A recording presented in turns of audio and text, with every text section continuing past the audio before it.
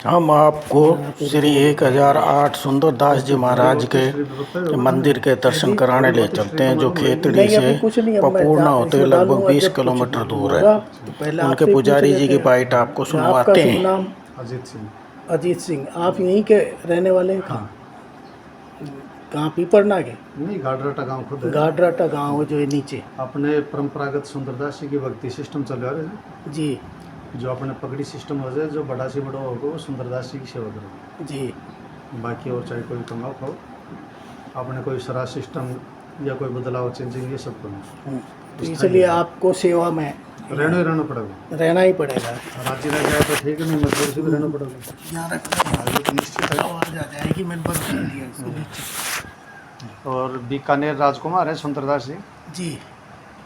फिर महाजन इनकी पुलिस जागीर है खुद के, जो अभी वर्तमान विगड़ किला खड़ा है इनका। जी। सुंदरदास जी साधु बना तो बच्चा ने राजगद्दी दे दी गई है। जी। इनके बाद में ये 1 साल बिना गुरु गाठड़ा तपस्या करेंगे, जो वर्तमान गद्दी चल रही है अभी। जी। दादू सुंदरशाला नाम से, जिन्हें प्रहलाद दास जी कोटड़ी बोली जाएगी। नीचे नहीं, आपका गांव घाटड़ा, घाटड़ा में। जिला अलवर, अच्छा राजगढ़ और नारायणी माता के बीच में। अच्छा अच्छा। फिर उठा से ये शाम्बर में तो गया है दादू जी से गुरु नाम ले से।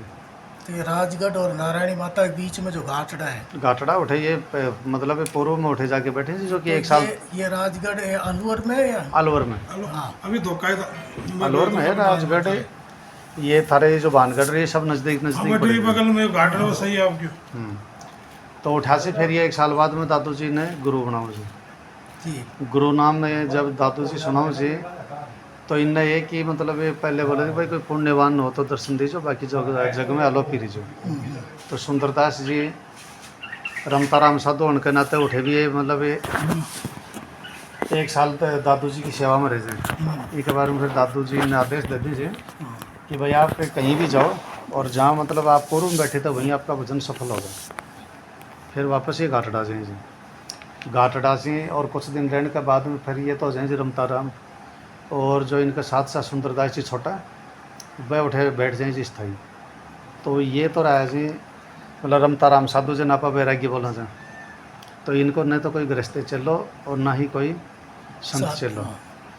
और जो छोटा सुंदरदास जी है जी, उनकी मतलब शिष्य परंपरा चली जो आज भी वर्तमान है।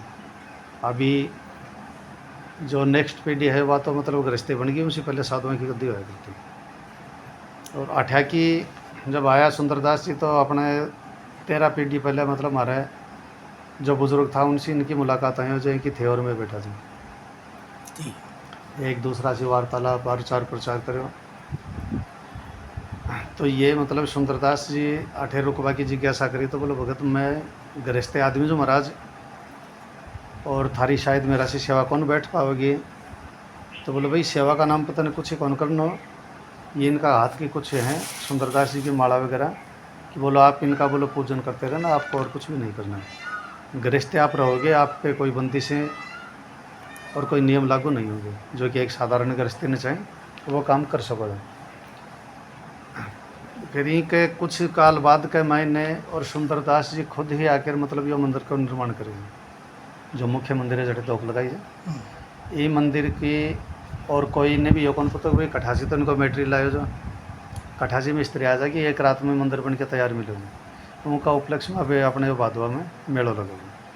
11 नहीं, बादवा की मुख्य तो 13 है। अच्छा। बाकी जहाँ जनता बढ़ती गई तो यहाँ टाइम कम होता होगा भाई, स्टार्टिंग में और 13 होया करते हैं, ठीक है।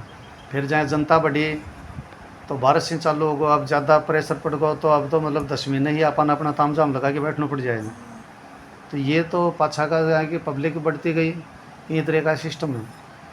मतलब अपने तो ये 1600 ईस्वी में 1626 ईस्वी 1626 में है। हाँ। तो ये कौन सा स्थान कहलाता है सुंदरदास जी का गांव? जैसे ये गाडराटा, गाडराटा, घाट GAD।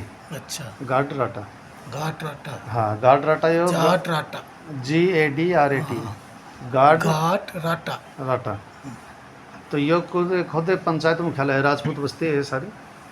और सुंदरदास जी की सेवा में रहवासी की अठे कोई ठाकरा वाला सा आचरण भी कौन, ये गंदगी का खान पीने वाला सब क्या तो हाँ शुद्ध शाकाहारी। सात्विक विचारधारा के। सात्विक विचारधारा का है, संत भूमिका का आदमी जी, और आर्मी की ज़्यादातर रहते नौकरी, रिटायर भी, ऑन ड्यूटी भी, यो इनको। फिर जहाँ जहाँ सुंदरदास जी आगमन से और कोई भी आदमी की और जहाँ कामना सफल हुई तो वो हिसाब से न अपना मतलब लोक देवता या कुल देवता मानते हुए कि लोक अपने सामान्य एक मायने सुंदरदास जी ने बोला है लोक देवता। लोक देवता को मतलब कि एक विशेष क्षेत्र और परिधि में पूजन वाला। इस बार बस चाय लिया होता, तो मेरी भी चाय है हम तो साथ पीते में। नहीं, थोड़ी थोड़ी चलेगी, पीते ही नहीं है चाय। तीनों को ही कौन पिया? हाँ, बिल्कुल। चलो बहुत बढ़िया। तो यही तरीका से सुंदरदास जी की फिर जहाँ भी भाई कोई का पशु बीमार होगा, पशु ठीक होगा तो पशुओं का परपत्सी पूजवा लागो। कोई ने जहरीलो कीड़ो कांटो या सांप खागो वो ठीक होगा तो वो अपना तरीका से पूजवा लागो। तो यही तरीका से सुंदरदास जी की विभिन्न तरीका से पूजा जिनको आप पूरा विवरण कोई नहीं बता सकें कि जहाँ कोई की नौकरी लागी तो वो हिसाब से पूजवा लागो, बोलो भाई महाराज ये काम ने सफल करो जो।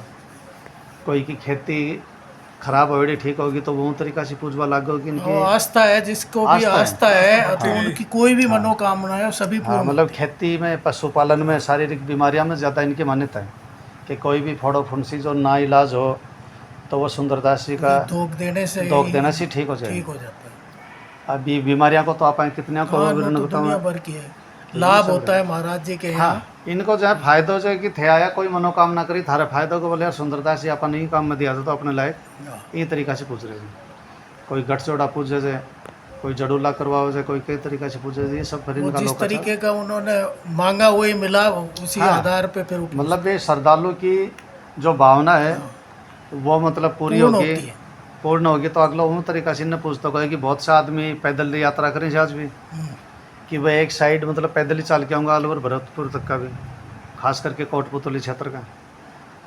कि अब उनने एक विकल्प दिया जाए कि भाई दूर देश का रास्ता होगा, बॉडी इंसानी होगी कमज़ोर, तो ये लोग के पिकअप में या ट्रैक्टर में ट्रॉली में खड़े हो गया जाए और फिर जाए अपने गाँव की सीमा हुए तो वह पैदल हो लेंगे। क्योंकि जो अपना दादा परदादा की कैपेसिटी जो आज अपनी को नहीं है। नहीं तो कोटपुतली का चालोड़ा आदमी सुबह चलता तो वह रात 12:30 बजे आके दौड़ लगा लिया करता है। 60 किलोमीटर न वह 18-20 घंटा में तय कर लिया करता है। और आप मतलब 4 दिन में पूरी कौन कर पाऊँ। हम भी भैरोड से बलेसर आते थे तो रात को 9 बजे पहुंच जाते, सुबह 6 बजे करीब। हाँ, समय अलग था। तो ये मतलब सुंदरदास जी का वृत्तांत है कि ये शुरू से 1000 अमर साधु जी, कोई पुण्यवान हो तो दर्शन दे दीजिए, ठीक है। बाकी ये सब अपना तरीका से और अपना सिस्टम से रह जाए। जो सुंदरदास जी की हमको पुजारी जी ने कह दो या व्यवस्थापक जी ने वीडियो बनाने के लिए मना किया, इसलिए इनको मोबाइल दे दिया तो इन्होंने अपने पैर पे घुटने पे रख के आलती पालती मार रखी थी, तब ये बाइट दिए।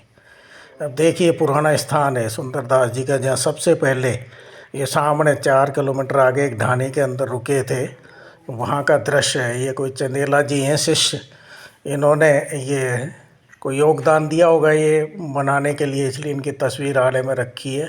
और यहाँ इस आश्रम के लिए एक दंती है, अब जिसके भी यहाँ खेत में घर में कीड़ी रंगला होता है वो उनको नोत के यहाँ चुग्गा डाल जाता है या अनाज डाल जाता है तो सारा कीड़ी नंगला यहाँ पे आ जाता है।